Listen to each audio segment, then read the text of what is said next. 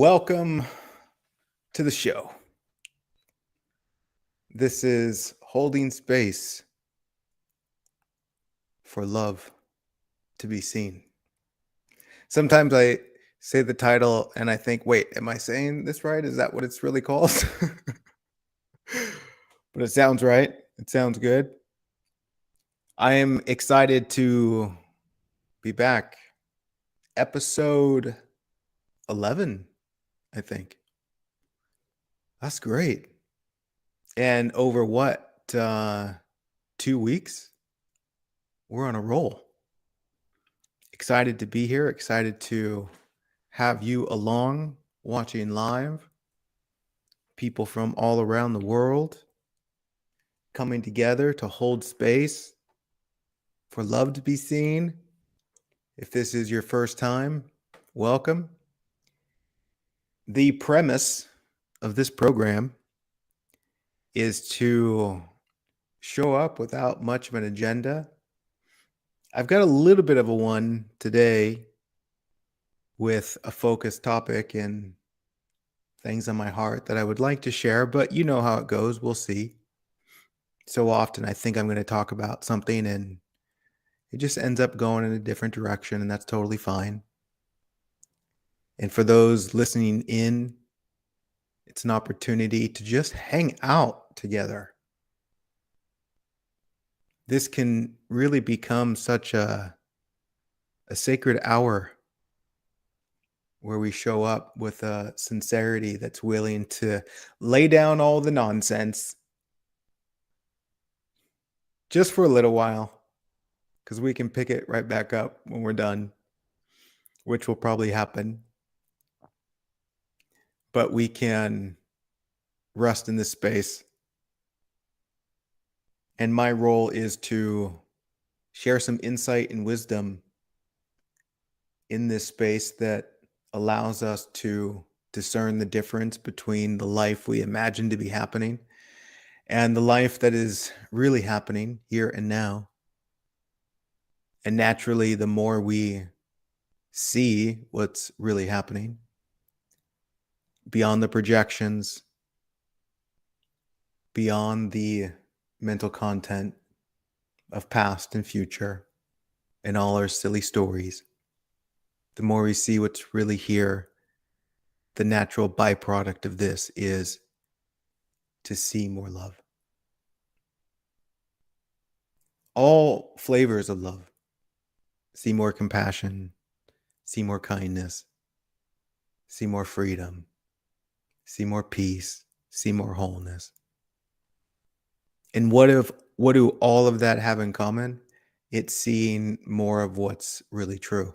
And my goodness, and again, I can say these things, and so often they can be misunderstood or just seen to be absurd. But the more you see what's true in life, what's real in life, then the natural byproduct is love, compassion, and freedom.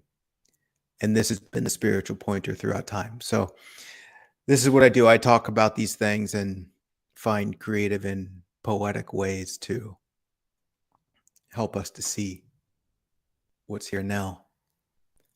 The format of this program, as it goes for now, is I'm going to start with a minute or two of silence, allow myself to just settle in and really be here with you, inviting you to do the same.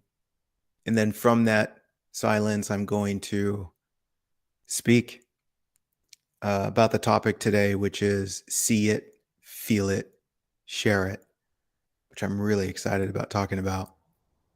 And then after I run my mouth for a little bit, we will do some Q&A if there are some questions. Then we will wrap up with a short and sweet guided meditation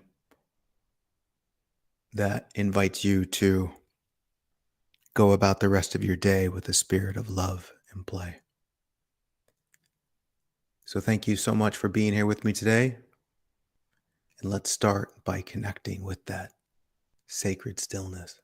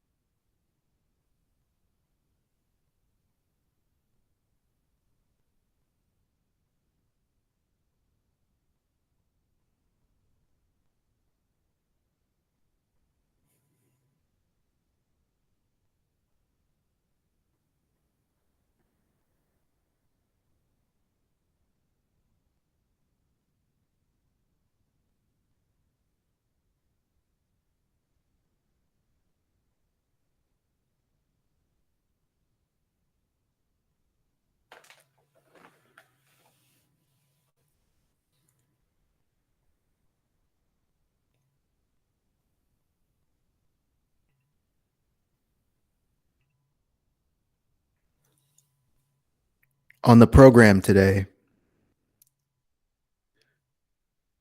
I've got quite the challenge.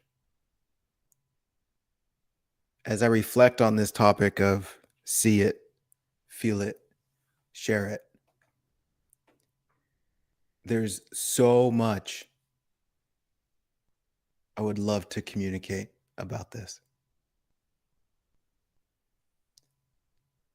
There is a depth of insight that I see about this topic. And with the understanding of what I'm pointing to,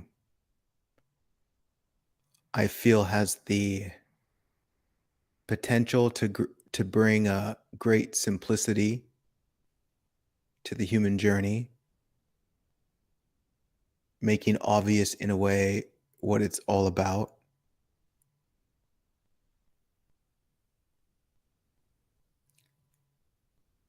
And also to inspire a great reverence for this miracle of life.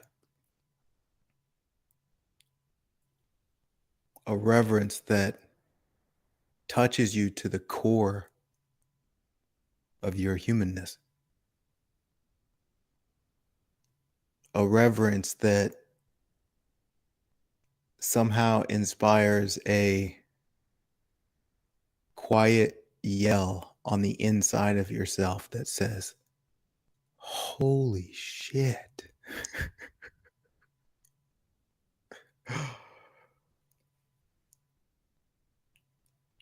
Not to hype it up too much, but that expresses my enthusiasm about this topic. So we better get started, because I'm supposed to say what I got to say in about 30 minutes. Let's see if this can be done here. See it, feel it, share it. What am I talking about here? Well, this program is called Holding Space for Love to Be Seen. So that's a bit of a hint. See it, feel it, and then share it. And we explored on a previous episode the fear of love, how the word love is just a pointer. And the pointer of this word touches so many things. Love isn't just a romantic thing. Love isn't just, I love people close to me. Love is the foundation that gives rise to everything that is lovely in our human experience. Everything that we crave, which is to feel whole and complete, to enjoy yourselves, to be kind, to have compassion, to feel free. These are all byproducts of this something that we refer to as love. But to go even further than that, love points towards what's true. And so just as easily, this program could be called Holding Space for Truth to Be Seen. And that is what it is, but for love to be seen sounds a little bit more fun. But really, it's about seeing what's actually real and actually true. And then after you deeply see it, you feel it, and then you let that truth move through you into the world and you share it. And naturally, the sharing of this truth will have an aroma of love. This is a very distinct process that I entirely made up. So don't take it seriously. Don't build a religion out of it. It simply serves as a pointer.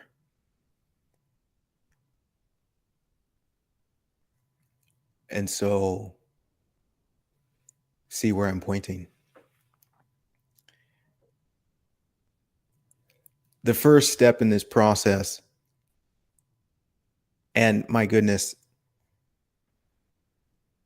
often I've been writing a pre-broadcast reflection on the topic.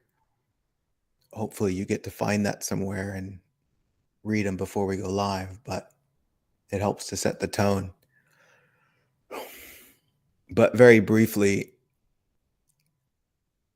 this 3-part process to see it is the easy part.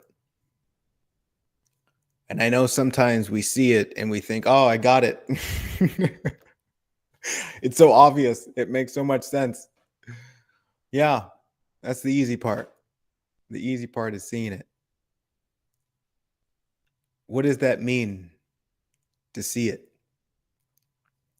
To see love, to see what is real, to see what is true.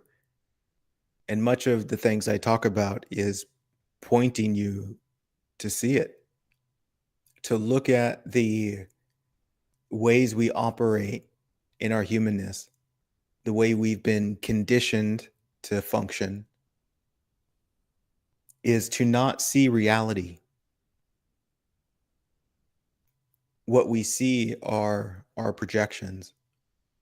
What we see is our own conditioning. We see the mind's content. We see the mind's content when we look out at life. We see the mind's content when we look at other people. And we see the mind's content when we look at ourselves. This is also to say we see our imagination. We don't see what's really there. We see what we put on top of what's really there, which is our imagination, and then we think our imagination is really out there. And we operate and we live our lives as if what we imagine to be happening is really happening. And at the basis of what we are imagining is something fearful. And in this confusion, we believe that the fearful something is in reality. We think it's out there, not realizing that you're only afraid of imaginary monsters. And it's not really something to argue about because I'm not interested in convincing people that this is the case.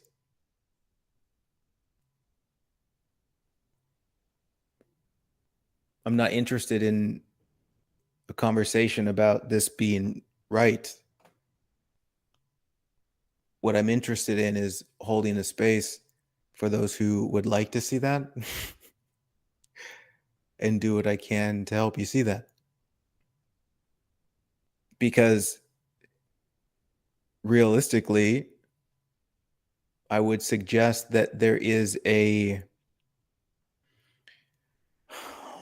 scope of being human that's not ready to see this.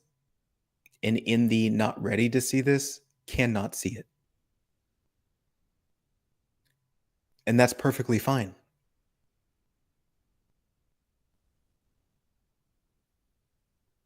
But do you hear me when I point to this difference between reality and imagination? And can you see just how much we operate as if our imagination is reality? Look at any agitation you have, any stress, any sadness, any anxiety, even excitement, which can be a flavor of anxiousness. Can you see that what you're responding to is your imagination?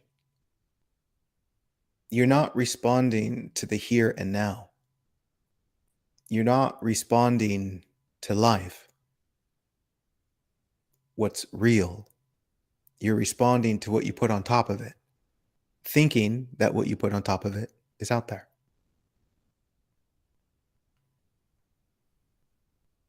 And this sets up a disaster in our human journey.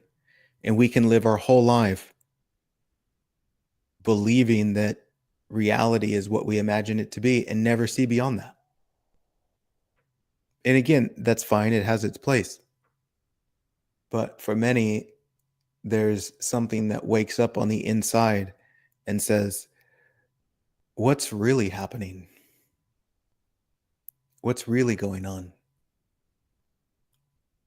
And in this is a very deeply sincere curiosity that's willing to question the nature of what you are and what life is. And in that openness, there's insight. And this is not something for the faint of heart, because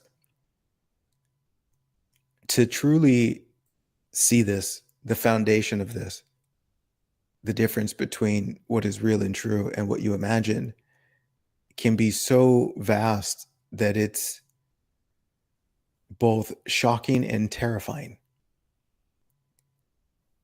The terrifying response is partly because it's so new and so vast and can thrust you into a place of the unknown. And it can also completely disorient you in your humanness. However, after the system settles down a little bit and sees that you're okay, then we can continue on with the inquiry and look more and more and more and see that even though this is the way of things, you're actually okay.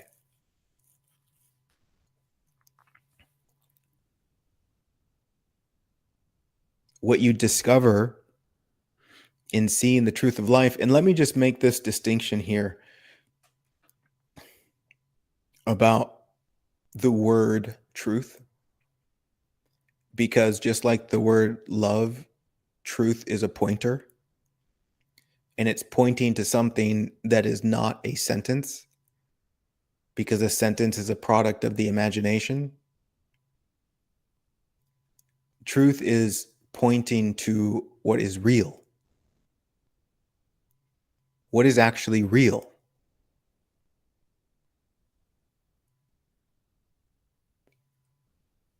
And for the sake of simplicity, what is real can only be real right now, because right now is real.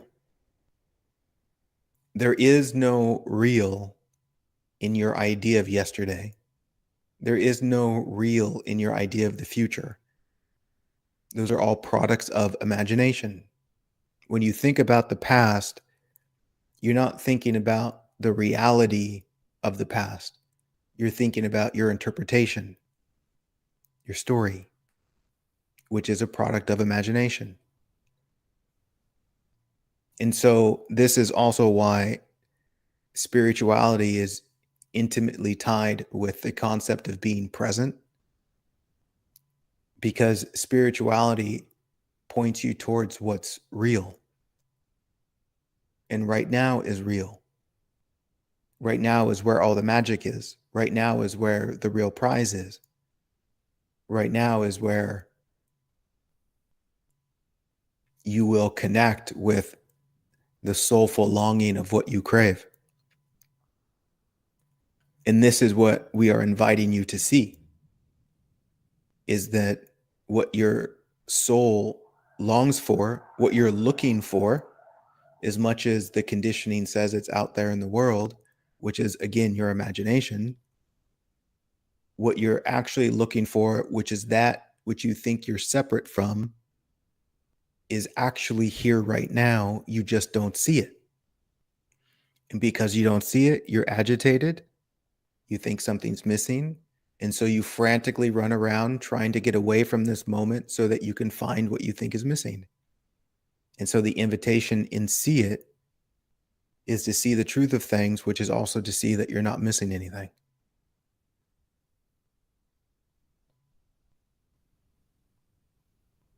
Because what you crave, and hear me here, what you crave is what's real, right? We can say, oh, I crave something that's authentic. What is that other than what's real? I crave love. What is that other than the reality of love? A real love, not a superficial love, not a conditional love, which is all based on imagination. Something in you craves what's real. And this destroys, and that's a playful word, destroys what is unreal, which is everything you're holding on to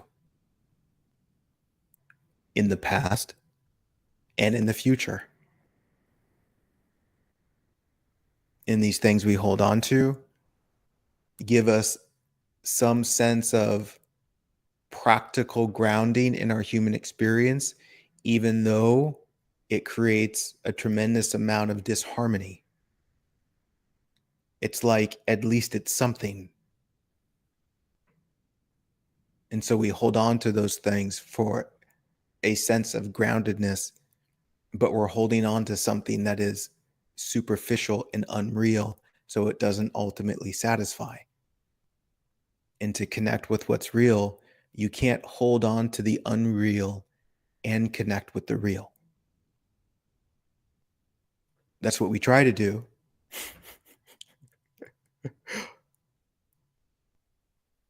But sooner or later, if you really want to enter this space of the real, you have to release what is unreal. It's another way of saying, if you really want to be the truth of what you are, you have to let go of the facade. You have to let go of trying to be something you're not, or wanting other people to see you as something, right? Again, this is all imagination. And that's scary. So that's the first step, is seeing through that illusion that mistakes imagination for reality, which will expose a profound love. And again, I say that word love as an all-encompassing something that can't be described, but it feels lovely. It is a great coming home to the truth of what you are, and it's been described as a pointer as something called heaven.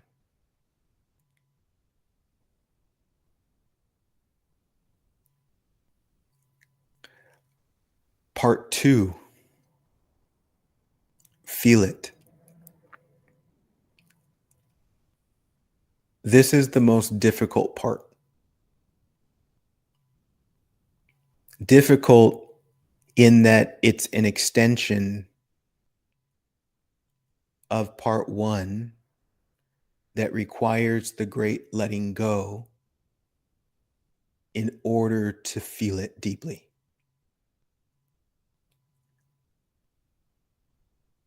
And so if we are to feel this truth,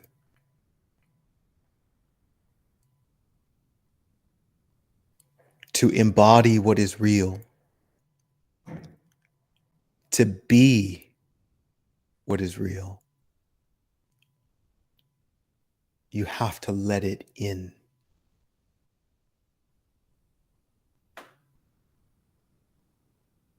And we have, understandably, adorably, and compassionately, so many walls that we've built up over time to protect us from this very thing.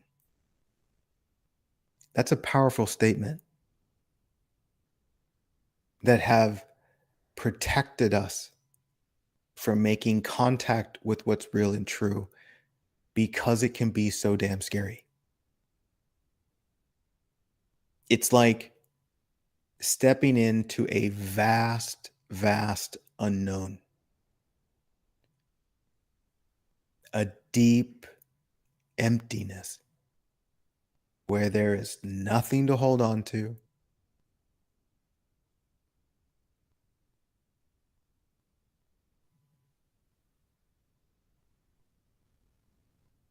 where there is no reality to who you think you are, because who you think you are is a product of imagination.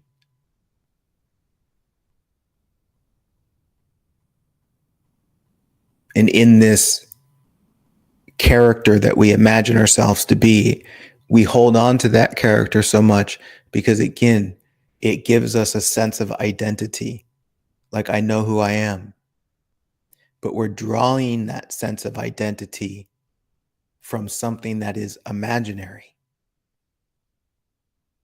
from a story. I'm this, I'm that, this happened, that happened, na na na na na na. And then to see that there's no reality to any of that, then it's like, well, who am I?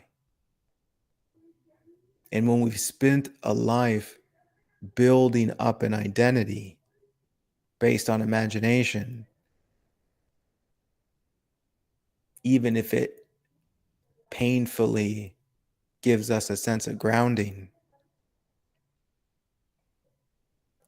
we don't want to set it down. And because we don't set it down, we're too full of nonsense for the splendor of life to come in. It's much like we talked about last time on the fear of love, how we're actually afraid of love.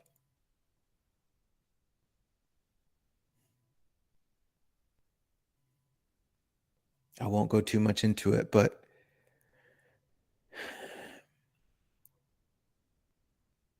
because we haven't reached that image of who we think we're supposed to be, again, imaginary image, we push away love. We say, not yet, not yet. I haven't lost enough weight yet. I haven't gotten the right job. I haven't made enough money. I haven't gotten respect. Right? All these things, and on and on and on and on. And so we say, when I get there, then I'll be open to love. When I think I'm lovable, which is conditional love, not a real love, then I'll be open to it, right? So that says, no, not now, not now. And so I really invite you to see that that's happening so that you can be aware of the barrier. How even though you can see these things that I point to and they make extraordinary sense, and to the point where it's like, well, that's obvious. We can still see this, but be incredibly guarded and not let love in, not let the truth in. And I get it. And I understand it's scary, but it's also the one thing that you want most, which is another thing we talked about previously. And when you see that in some way or another, this is why you're here, this is the only thing you're looking for, is to connect with reality, to see the truth, right? How long has that been said, right? It's been described in the way that human beings are here to have a relationship with God. That can sound super religious and taken out of context, but in another way of articulating it, it's saying that human beings are here to see the beauty and brilliance of what they really are, as they are already. They're here to see what's true.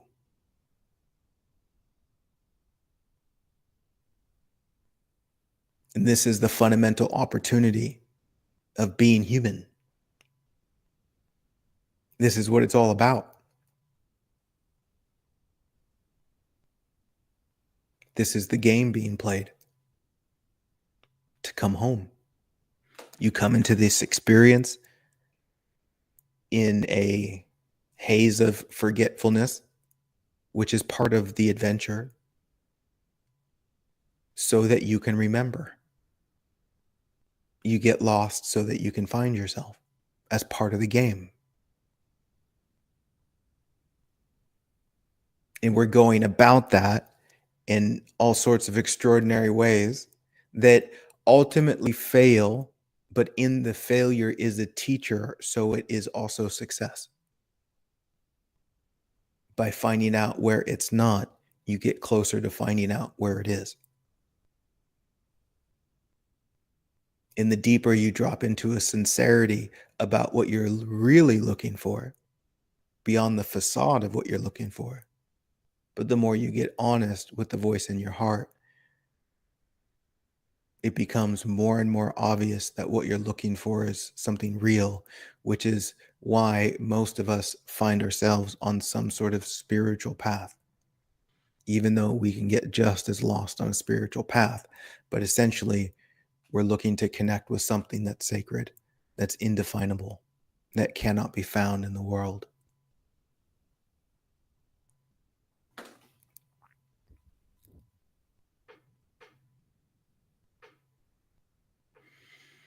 Are you open to see these barriers?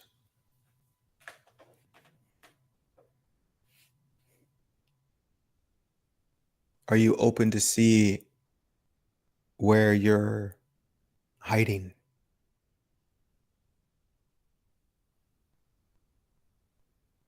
Are you open to see where you're pretending and are full of shit?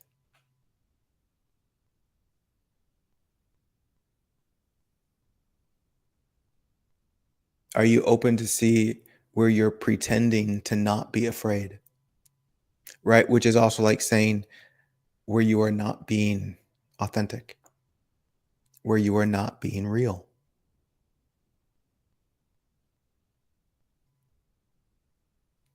Because again, do you see what's happening here?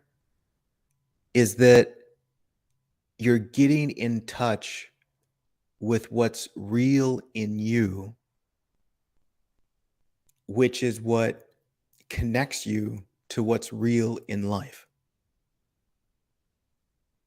So as you make contact with a new depth of sincerity with yourself, that opens you to connect with a new depth of reality in life. And my God, isn't this not the path every one of us has taken? Where our major leaps forward as it relates to experiencing more peace has come with a new depth of self-honesty. This is the mechanism. And before you stepped into that new depth of self-honesty, you were super scared. I don't know if it's okay to just be myself. I don't know if I can let go of this character I'm pretending to be that I want other people to see me as. It's exhausting, but I don't know if it's safe. And then it becomes so exhausting, so painful that you end up collapsing. And in your exhaustion, you surrender to the truth of things, which is the great letting go. And it's not always pretty from the perspective of human beings, but from the perspective of life, it is beautiful. Because it's like you are giving yourself back to yourself. Finally.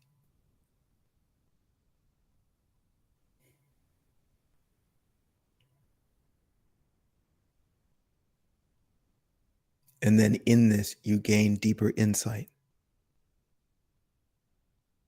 A love emerges for what you are a deeper love for others, and a deeper love for life. Now, as you go through this cycle of see it, feel it, and share it, it'll come back around. It's not a one-time thing. It's an in and out breath throughout your whole life. I'm illustrating something that can happen 5 times in a lifetime. And then in those 5 times in a lifetime, it happens 5 times in a year. And then in that year, it happens 5 times in a month.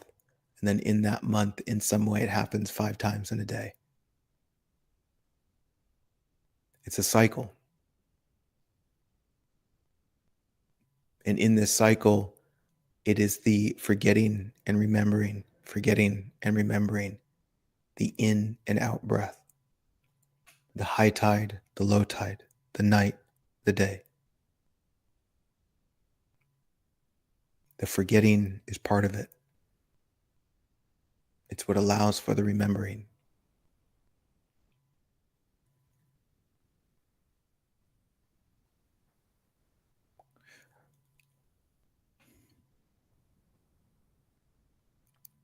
Part 3. This is the most fun part. At least for me and what I've seen for others that I work with, is sharing this love, which expresses itself in a unique and creative way that will never be duplicated throughout all of existence. It is an original love.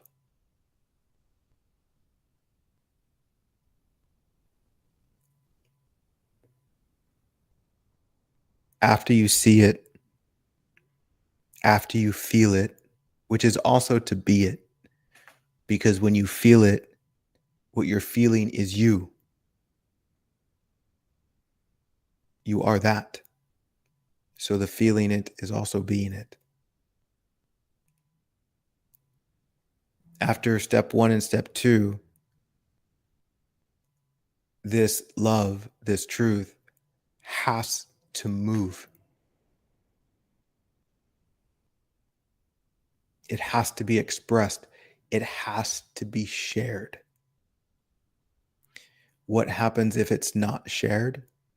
The same thing that happens to a flower when you stop watering it. It withers away. And it withers away because it's being restricted. It's not allowed to breathe.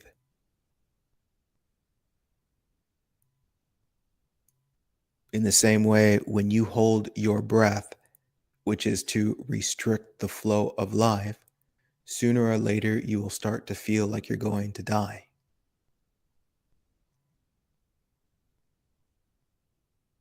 And if we don't share this love, if we don't allow it to take over and express itself, you will feel a knot in the core of what you are that seems to destroy the energy of aliveness in your being.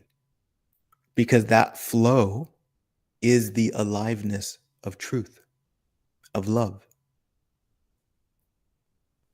It's what gives life to everything. And when it's denied, and it's denied because you're scared,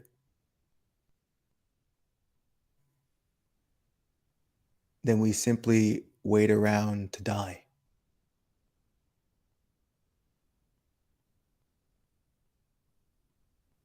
Maybe we can trick ourselves and say, oh, well, I figured it out. I saw it. Everything's lovely.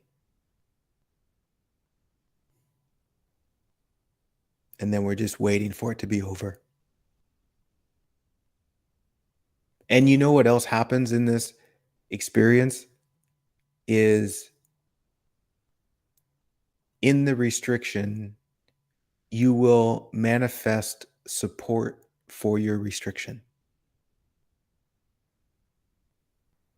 It's also like finding excuses about why you can't. Do you ever notice this happens? Right? You'll have inspiration to paint a beautiful picture, and then you'll find excuses about why you shouldn't, why you can't. And then those excuses manifest as aches and pains in the body. Oh, I found evidence. See,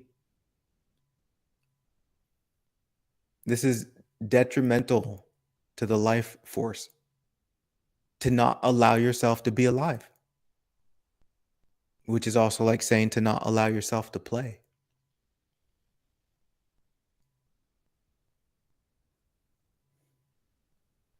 And then, tragically, in a way, in our unwillingness to allow ourselves to play, we will find destructive things to do. And I know that game very well, where we unconsciously punish ourselves for not allowing ourselves to be alive. Do things that we know aren't good for us. Do things that poison the aliveness of the body.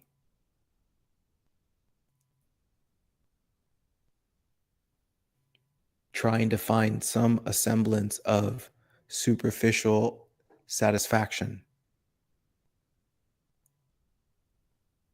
rather than being alive.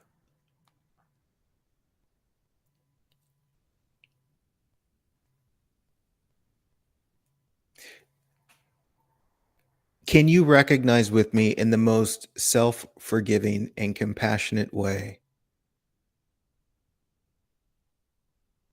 that when you recognize this love deeply, when you see it and you feel it authentically, without even trying, without even thinking about it, there's a movement in you that wants to share it. That is without doubt my experience. And again, I see it all the time with people I work with, all the time. You get some clarity about what's really going on, and you just want to go up to people and say, I love you. That's the love wanting to move, to share. That's why it's there. You gain some insight and you see there's nothing to fear. You see that everything's forgiven, and you want to go to people that you've resented and say, I'm sorry, I love you.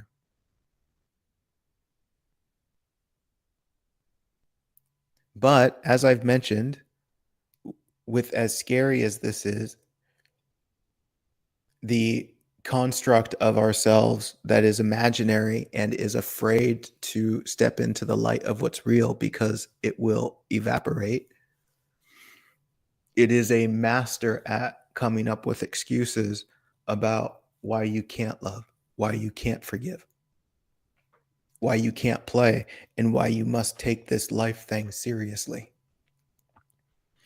As if there are imaginary points to be lost in the future. As if life is not about being alive. As if the gift, as if the prize is not to be what you already are.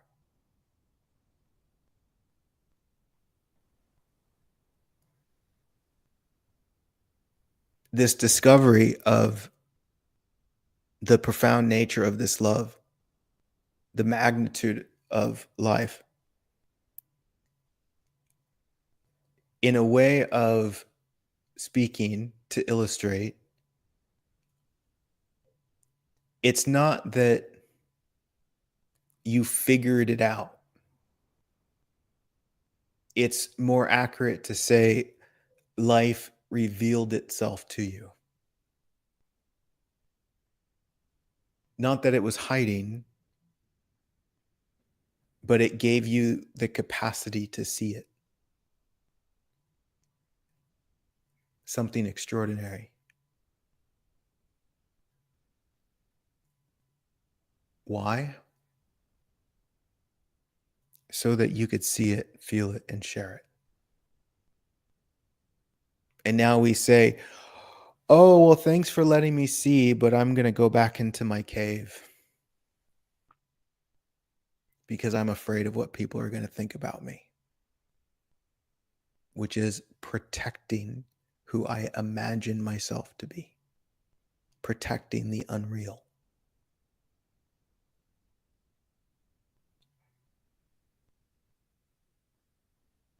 And all the while, the totality of life is saying, okay,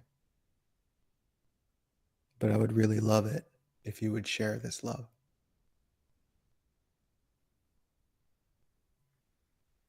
That's why it's here. And if you don't share it, thinking that you've captured it,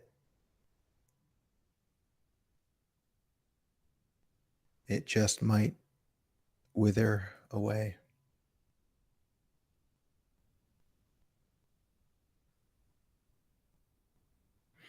And also, as it pertains to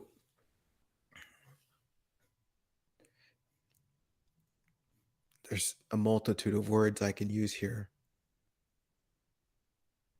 but they're all wrong. But as it relates to sustaining this love, capturing it is totally not the right word. Let's say abiding in it is by way of sharing it, which is also to say, get out of your own way and do the work you're here to do.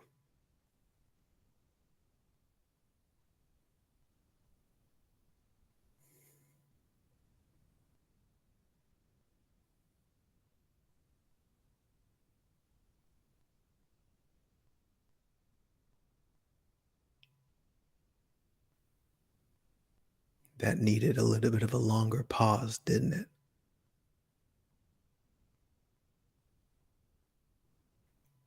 What is that work if it's not some illustration of sharing love?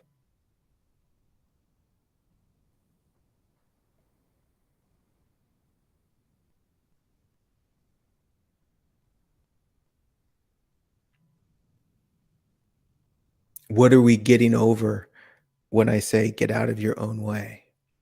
My goodness, that's going to have to be another talk.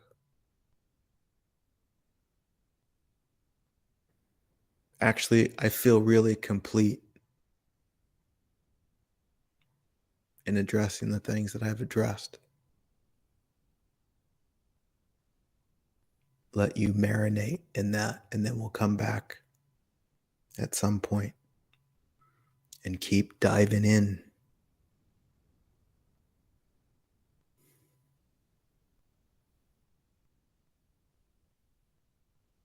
Any questions arising for you?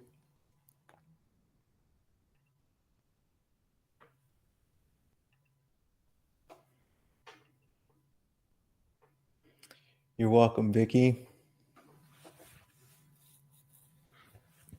You're welcome, Serenity.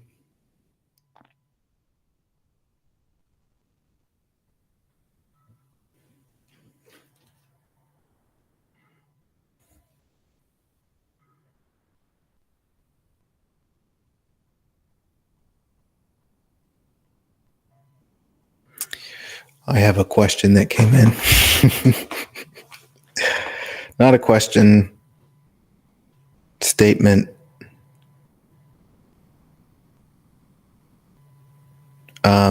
Before I read this whole thing, let me just read it. I've once been there, finally surrendering out of exhaustion. And in that process, however painful, saw so much love emerging for me, for life, for everything, like entering heaven. And then something horrible happened that pulled me away from that surrender. And I cannot see myself entering that phase anymore after what has happened. There will be a surrender, obviously, but I feel the surrender won't be beautiful or for love. But having said that, I hope this episode in particular will be available for re-listening over and over and over and over again. It has been overwhelmingly beautiful.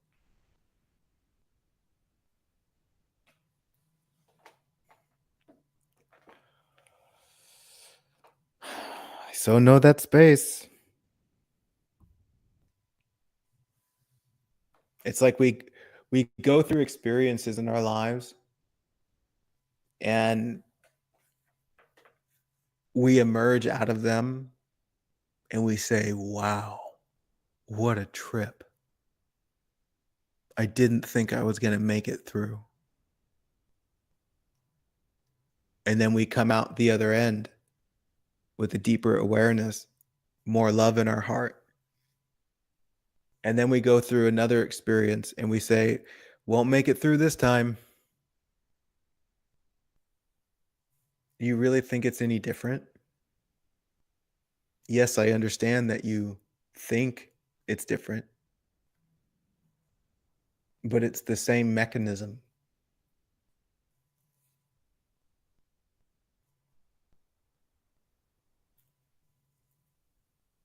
But what you've described there is exactly what I've been talking about for the past almost hour.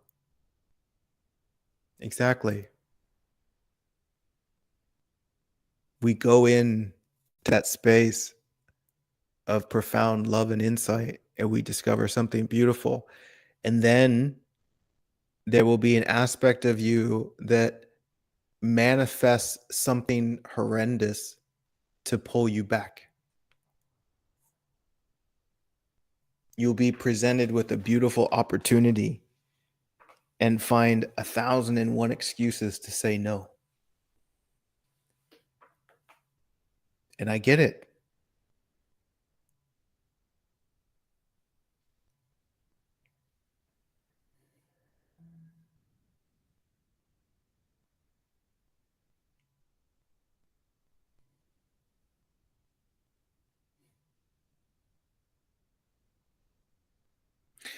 But again, you know, through over a decade of doing this exact thing that I'm doing with you right now.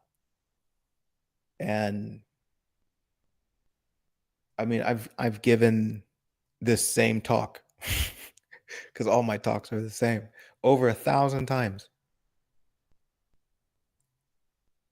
And meeting people from all walks of life, going through all sorts of crazy shit. And even talking to people who tell me about their past and what they've been through. And my God. And then to walk through it all and watch them say, my God, that's so beautiful. I never saw it that way before.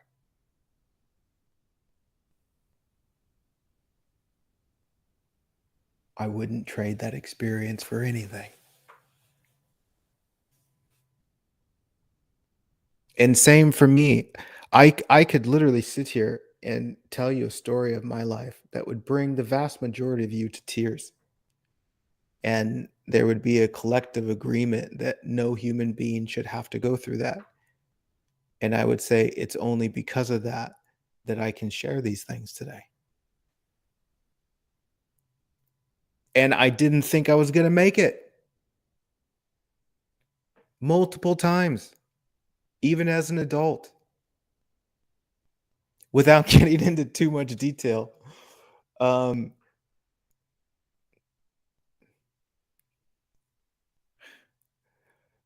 Not long ago, 6, 7 years.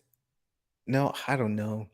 Anyway, I was in a really good place and I was, you know, just kind of enwrapped in this beauty of life and saw no problem, no concern at all.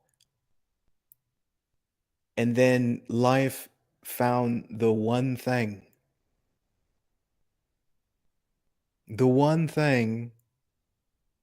that I loved more than anything, and perceivably ripped it away from me.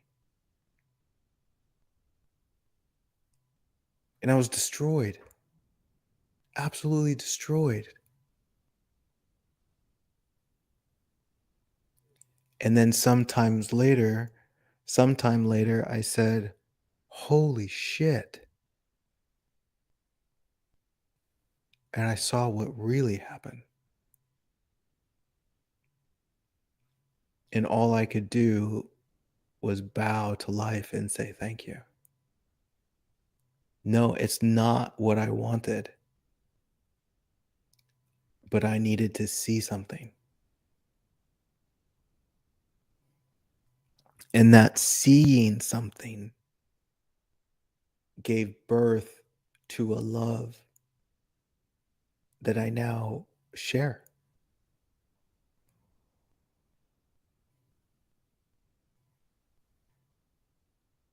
In many ways, sets me free from this idea that life is about me getting what I want. That life is about me building an idea of me. It's not. It's all imaginary. It gives me nothing. It's a facade to hide behind.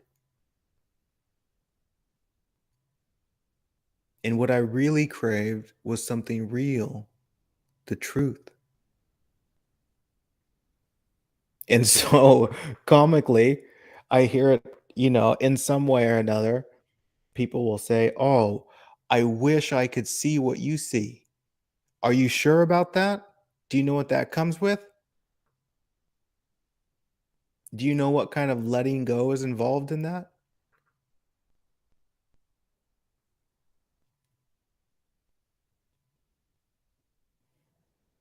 No, don't want to see what I see. Want to see what you need to see. And you see what you need to see right where you are in your life, where you're at. Eloise says, I feel really far from the truth and love today. How do I get back? My dear, see that you never left.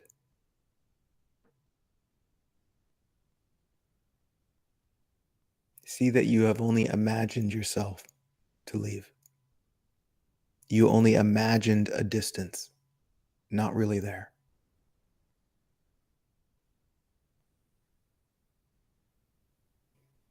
Be still.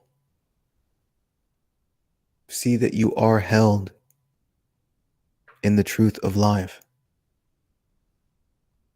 regardless of how your human is showing up right now. Regardless if your human has forgotten. That's fine. That's okay. Come back by being there for yourself and letting go of the fantasy of who you think you should be and how far away you are from who you think you should be. Come back to reality.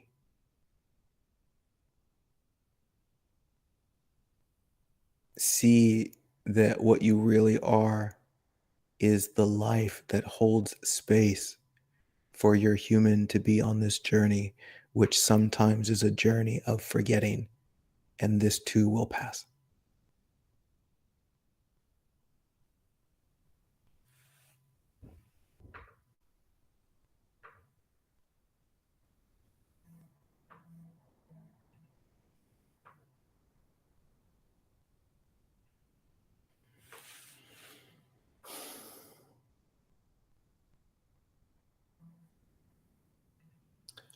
Serenity says, I'm deeply touched because I'm in that. Thank you to feel the real choice inside of me coming from this depth. Thank you.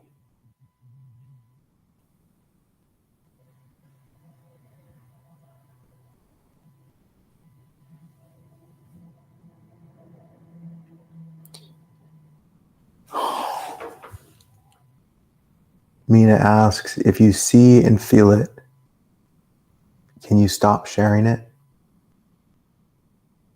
If you don't really feel it, can you share it? You can't share it if you don't really feel it, because you can only share what you have. You can only share what you are, what you're being. You can pretend to share it, which is kind of gross. You can pretend to be loving. You can pretend to be kind. But in many ways, that's just a self-rejection of how you truly feel. Trying to live up to an expectation because you're afraid of other people not accepting you. If you see and feel it, can you stop sharing it? Yes, you can. Even though to see and feel it, there is a very natural and effortless move to share it. However, the ego will stand up and get in the way and say, no, it's not safe.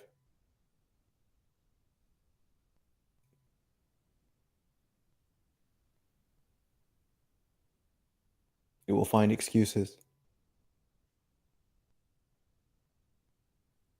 This is how we get in the way. And again, there's no room for judgment of that, because that's just more getting in the way. The invitation is just to see that you get in the way and be honest about it. And in that honesty, maybe it inspires a conversation with life and says, help me. I see that I'm in the way. I see that I'm scared. Scared about what? And then be honest about what you're scared about. Start there. Start with a radical self-honesty, which is really a radical honesty between you and God, between you and life.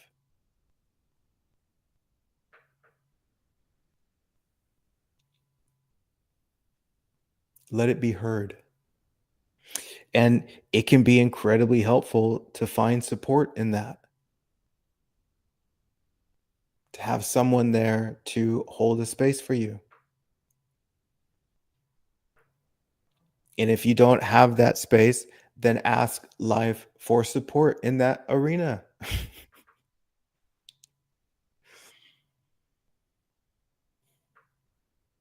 We would be amazed to discover how much life actually wants to support us. But so often we have this arrogant mentality that says, no, no, no, I have to do it on my own. Or no, no, no, I'm too broken.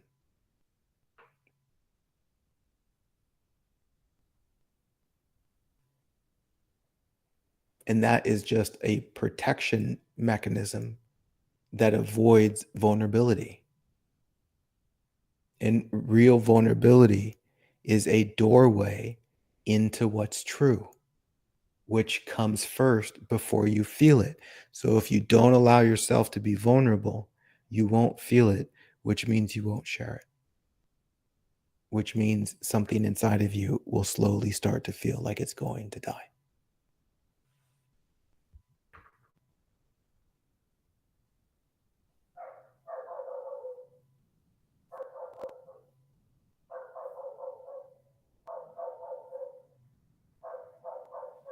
Sita says, I understand more now after your talk than I did before. I have been withholding love on a grander scale. Yeah, that's what we do. And it's super sweet. You know why it's super sweet? Because it's all based on an innocent misunderstanding. An innocent misunderstanding. Not a misunderstanding to judge, not a misunderstanding that is evidence of you doing it wrong or evidence of you not being enough. It's a very innocent misunderstanding that makes perfect sense why you would have that misunderstanding. Perfect sense. Of course, you have that misunderstanding. Look at the journey you've had. Of course. Look at the conditioning. Look at the environment. Look at the world we live in. Of course, you have that misunderstanding, my dear. It's fine. Now let's hold a loving space so it can unravel itself. My goodness. All right. Let's close this out with a short and sweet guided meditation.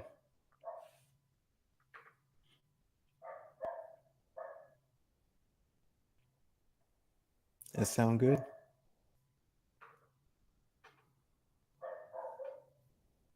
Okay. Let's do that.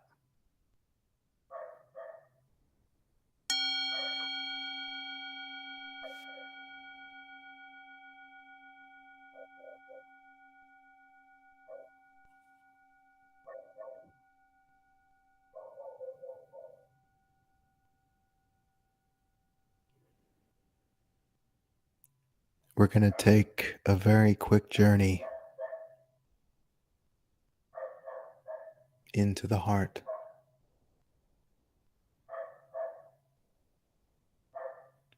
We can compassionately and very, very gently acknowledge our own withholding of love. Not that it's wrong, not that it shouldn't be,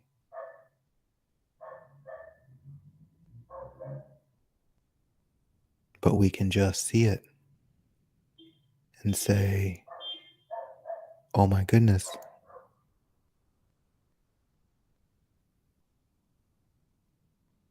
I have been denying myself the love that I crave by not allowing myself to share the love that I am.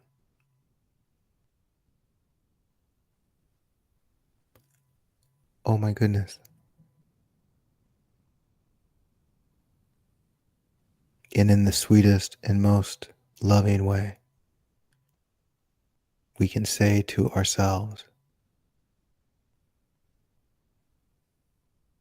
oh my dear, I see you. And I'm so sorry. And I want you to know that I love you. I just got scared.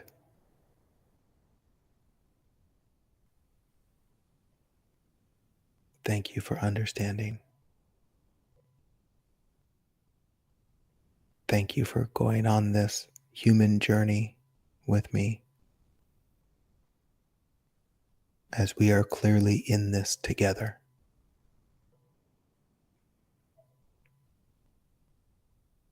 I'm sorry I've taken things personally that aren't really personal.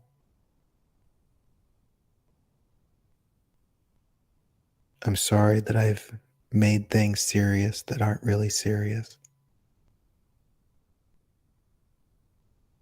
I'm sorry that I put the opinions of others above the relationship that we share together. I'm sorry. I was confused. I do love you.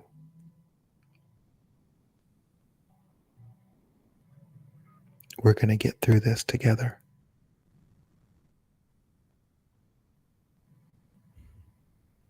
And we're going to be more open for life's help.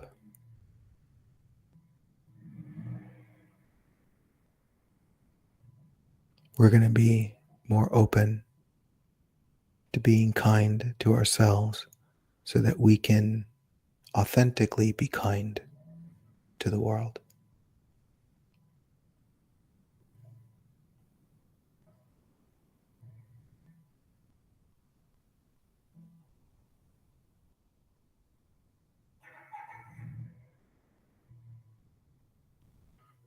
We're going to let that sink in, and we're going to take 3 big deep breaths. We are going to inhale the depth of this discovery. The oh my goodness, oh my goodness, oh my goodness. And we're going to exhale the fear, knowing that it's all okay. Let's breathe.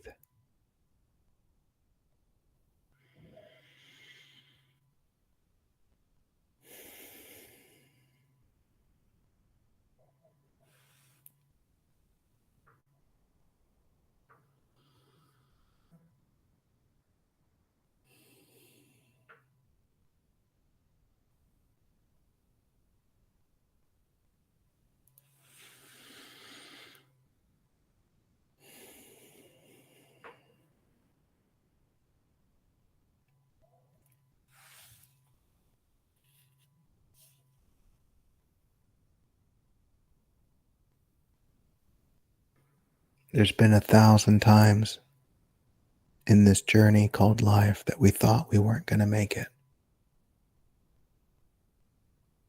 And yet here we are.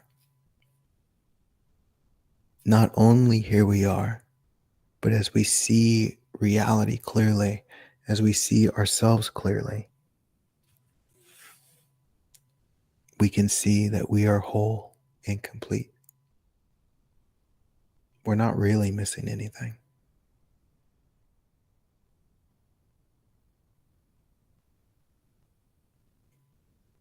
And so now it's time to honor the life that we've been given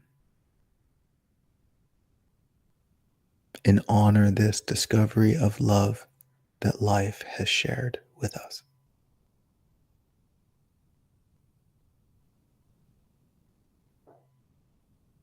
So let us continue on in our evening or day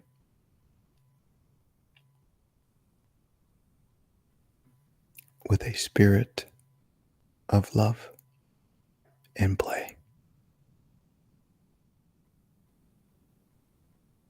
Thanks for meditating with me.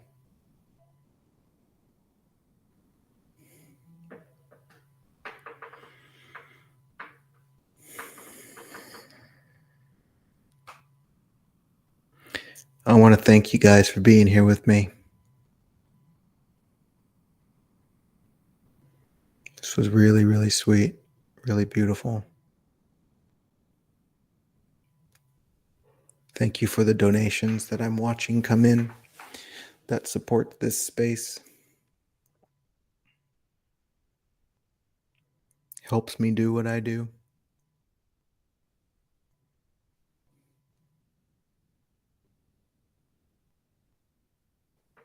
If you find value here, share the value. Don't keep it to yourself. That's one way to share love. If you see love, tell people about where you see love. And then love expands. Ta-da! And as I do what I do to also share this space, one thing I'm kind of terrible at is communicating to people how awesome it is. I mean, I share what I share and I write what I write, but something that's very helpful is for other people to hear what you appreciate in the form of testimonials that can communicate the authenticity in this space, right? Like it's not just another thing. At least for me, this is a very sacred space and I would love to keep doing it. So if you're inspired to do so, will you send me a message with a testimonial? Just writing whatever. almost like writing a recommendation to others about why they might want to come and just check it out. And you can do that in written form, or you can send me a video. That would be cool too, if that's exciting for you. If not, no worries. But it's helpful.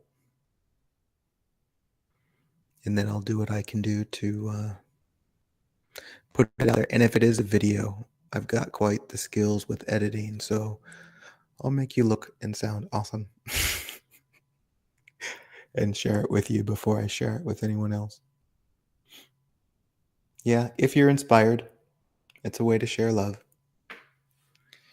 But other than that, appreciate you. Either or, Emma, um, testimonial from this space or from my sharing in general. Either or. Whatever just sounds exciting for you.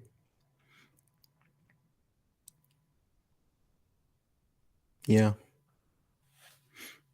All right, you guys. Love you. Oh, have an amazing holiday and do what you do with love and play. And I don't have any more of these scheduled right now, given the holiday.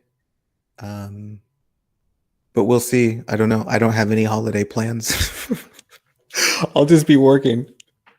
But it's what I love to do. So I'm actually kind of excited about that. It's a lot of quiet time for me to uh, do practical things without a bunch of meetings and whatnot. But have a beautiful time. And I'll see you when I see you. Bye-bye.